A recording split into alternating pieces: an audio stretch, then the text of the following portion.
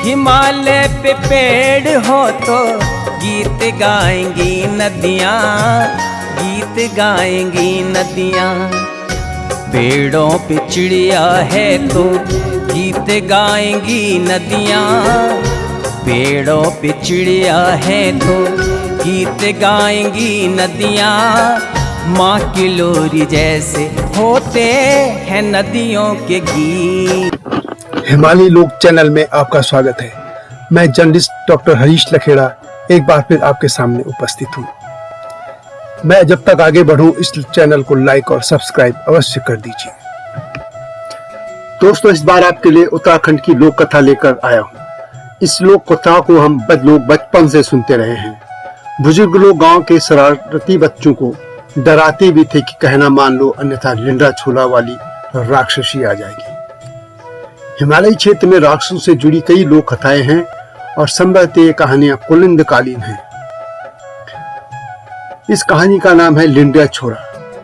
बहुत पुराने समय की बात है। उत्तराखंड के एक गांव में एक अनाथ लड़का रहता था। बचपन में उसके माता पिता की असमय मौत हो जाने से अब वह गांव वालों के सहारे ही अपना जीवन यापन कर रहा था। वह लोगों की भेड़ बकरियां गाय बैल चराता था, उनके घरों में कामकाज कर देता था और इसके बदले उसे भोजन मिल जाता था। इस तरह उसके दिन खुशी खुशी बीत रहे थे। गढ़वाल में छोरा छोरी उन बच्चों को कहते हैं जिनके माँ बाप की मृत्यु बचपन में हो चुकी होती है। कई जगह इस कहानी में इस बच्चे को इंदु छोरा भी कहा जाता है। उस इलाके में एक नरभक्षी राक्षसी रहती थी। वह भेष बदल कर आती थी और छोटे छोटे बच्चों को पकड़ कर ले जाती थी। लोग उसके आतंक से बहुत परेशान थे। इधर लिंडा छोरा के घर के पास एक जामुन का पेड़ था। बरसात का मौसम था और लिंडा छोरा उस पेड़ पर चढ़कर एक दिन जामुन तोड़ रहा था। एक दिन वह राक्षसी उस पेड़ से गुजरी और उसने उस लिंडा छोरा को पेड़ पर देख लिया। राक्षसी ने उससे कहा कि अपनी आंखें बंद करो और जामुन तोड़ो, इससे जामुन जल्दी जल्दी पक जाएंगे। भोला भाला लिंडा छोरा आंख बंद करके जामुन तोड़ने लगा। ऐसे में उसका पांव फिसला और वह पेड़ से नीचे गिर पड़ा। राक्षसी अपने साथ एक बोरा लाई थी और उसने उसमें उस बच्चे को बंद कर लिया और अपने साथ ले जाने लगी। वह नरभक्षी थी और अपने भोजन के लिए उस बच्चे को ले गई थी। रास्ते में राक्षसी को प्यास लगी और वह एक नदी के किनारे उसने अपना बोरा रखा और पानी पीने चली गई। इस बीच लिंडा छोरा बचाओ बचाओ चिल्लाता रहा। वहां आसपास कुछ बच्चे गायों को चरा रहे थे और उन्होंने उसे बोरे से बाहर निकाल दिया। जबकि बोरे में उन्होंने पत्थर और ततैया डाल दी। उठाया तो उसमें भारी वजन भी था और उसने उस बोरे को कंधे पर रख लिया। ततैया राक्षसी को डंक मार रहे थे तो वह सोचती रही कि यह लड़का नाखून मार रहा है। घर जाकर राक्षसी ने बोरा खोला तो उसमें बच्चे की जगह पत्थर और ततैया थी। राक्षसी ने अगले दिन फिर उसे पकड़ने की योजना बनाई और राक्षसी अगले दिन भेष बदलकर लिंडा छोरा के घर के पास चली गई। भेष बदलने के साथ ही उसने अपने दांतों पर सोने की कबर चढ़ा दी थी। उस समय लिंडा छोरा जामुन के पेड़ पर ही था। राक्षसी ने लिंडा छोरा से जामुन मांगी। लिंडा छोरा ने राक्षसी से कहा कि तुम कल की तरह मुझे पकड़ कर ले जाओगी। और राक्षसी ने साफ इनकार करते हुए कहा कि वह मैं नहीं हूँ, देखो मेरे दांत तो सोने के हैं। लिंडा छोरा उस राक्षसी की बातों में आ गया था। राक्षसी ने उसे ज्यादा से ज्यादा जामुन तोड़ने के लिए कहा और वह बच्चा तोड़ता भी रहा। लिंडा छोरा जामुन तोड़ने के चक्कर में बहुत आगे और ऊपर पेड़ की ऊंचाई तक चले गया और एक कच्ची टहनी तक पांव उसके रखते ही वह टहनी टूट गई और वह नीचे गिर पड़ा। राक्षसी ने उसे फिर पकड़ लिया और बोरे में बंद करके अपने घर ले गई। घर में राक्षसी की बेटी थी।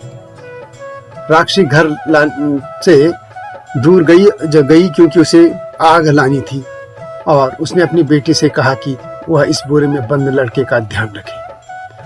आग के लिए बाहर राक्षसी के जाने के बाद बोरे में बंद लड़का लिंडा छोरा ने उसकी बेटी से अनुरोध किया कि वह उसे बाहर निकाल दे और वह उसे बालों की चोटी बनाना सिखा देगा। राक्षसी की बेटी ने उसे बाहर निकाल दिया। लिंडा छोरा ने राक्षसी की बेटी को पकड़ा और उसके मुंह में कपड़ा ठूसा और उसे बोरे में बंद कर दिया और वह खुद छत की धुरबोली में छुप गया। धुरबोली पहाड़ के घरों की छत के बीच की बीम को जगह को कहते हैं और उसके पास सामान रखने की जगह बनाई होती है। कुछ देर बाद राक्षसी आग लेकर आ गई। उसने लिंडा छोरा को मारने के लिए बोरे पर बाहर से जोर जोर से डंडे मारने शुरू कर दिए। उसने सोचा कि इससे बोरे में बंद लिंडा छोरा मर जाएगा और वह उसे भून कर खा जाएगी। चूंकि उसकी लड़की के मुंह में कपड़ा ठूसा था, इसलिए वह चिल्ला भी न सकी। राक्षसी ने कुछ देर बाद बोरा खोला तो देखा कि उसमें लिंडा छोरा की बजाय उसकी बेटी थी। उसकी मौत हो चुकी थी। धुरबोली में छिपे लिंडा छोरा ने जोर जोर से कहा कि दूसरों को धोखा देने वालों का यही फल होता है, और इसके बाद वह वहां से कूदकर तेजी से भाग निकला था। राक्षसी अपनी बेटी की मौत से बहुत दुखी हुई और उसकी भी मृत्यु हो गई। इस तरह लोगों को भी उस नरभक्षी राक्षसी से मुक्ति मिल गई थी। गांव के लोगों ने जब लिंडा छोरा थे उसकी आप बीती सुनी तो वे भी उसकी सराहना करने लगे। उस दिन से गांव के लोगों को उसने जो राक्षसी से मुक्ति जो दिला दी थी। तो दोस्तों, यह थी लिंडा छोरा की कहानी। आपको कैसी लगी अवश्य बताएं। यह वीडियो का टाइटल सॉन्ग भी पूरा सुनना, यह इसी चैनल में है और मैंने लिखा है।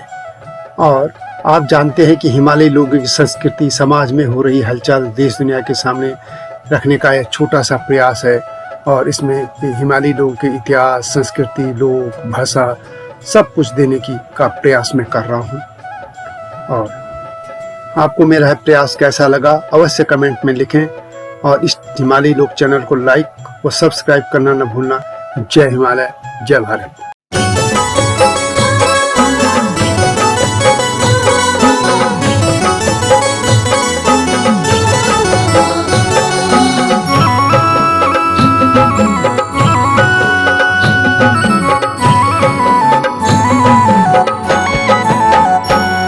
हे मेरो बुरा सा, हे मेरो बुराला, हम पहाड़ ओला चल पहाड़